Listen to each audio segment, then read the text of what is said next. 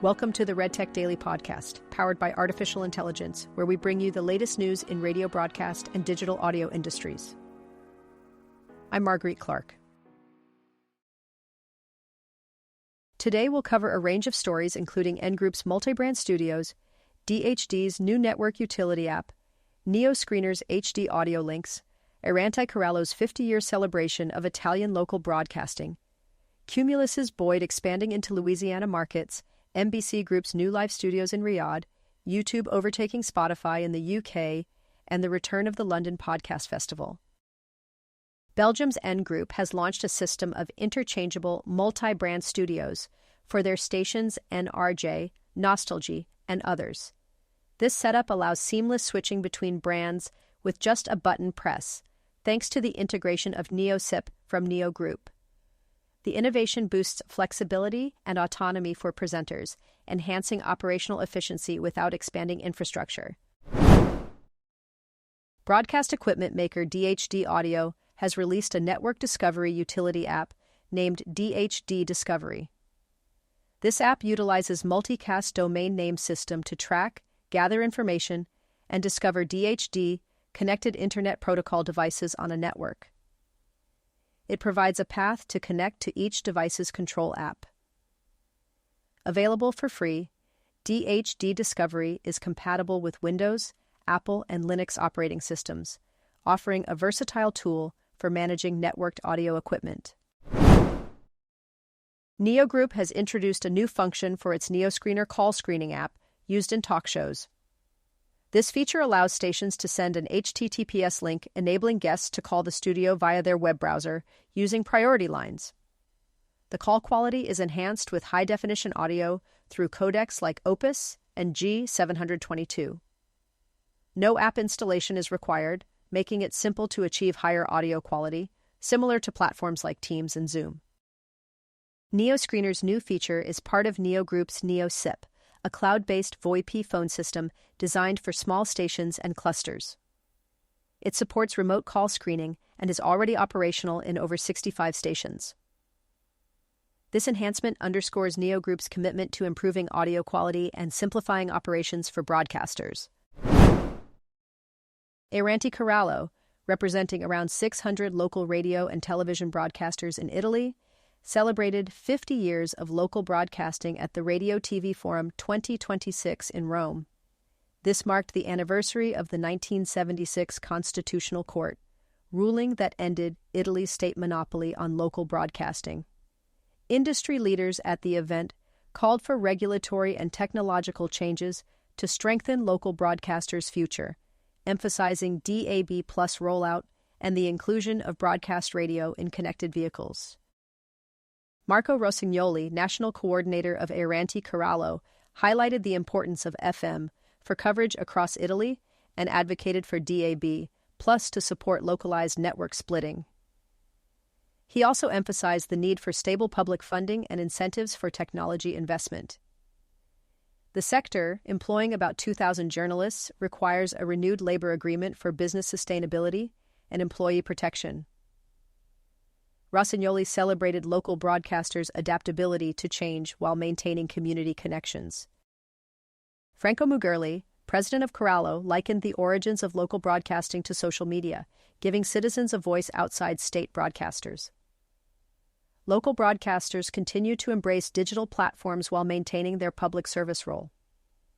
Italy's Minister of Enterprises and Made in Italy unveiled a commemorative postage stamp to celebrate the 50th anniversary, designed by Claudia Giusto. The stamp is part of the Excellences of Italian Cultural Heritage series. The event concluded by honoring approximately 100 local radio and television stations that have operated continuously in Italy for the past 50 years. Rossignoli described the commemorative stamp as a prestigious recognition for the local broadcasting sector. The forum underscored the importance of media pluralism and the ongoing contribution of local broadcasters to Italian culture and society. Cumulus Media has expanded the role of Don Boyd, their regional vice president and market manager, to include Louisiana markets like New Orleans, Baton Rouge, and Lafayette, along with Starkville, Mississippi. This expansion adds to his current oversight of Mobile, Alabama, Fort Walton Beach, and Pensacola, Florida. Cumulus President, Operations. Bob Walker expressed enthusiasm about Boyd's ability to foster business growth through innovative partnerships. Boyd, with Cumulus since 2001, looks forward to relocating to Baton Rouge and engaging with these new markets. MBC Group is set to launch live radio and television studios at Westfield Riyadh through a partnership with Sonomi Centers. This initiative will integrate MBC's broadcasting capabilities into Saudi Arabia's newest lifestyle destination, combining retail, dining, entertainment, and community experiences. The studios will feature advanced production technology, enabling live broadcasts of MBC's flagship programs.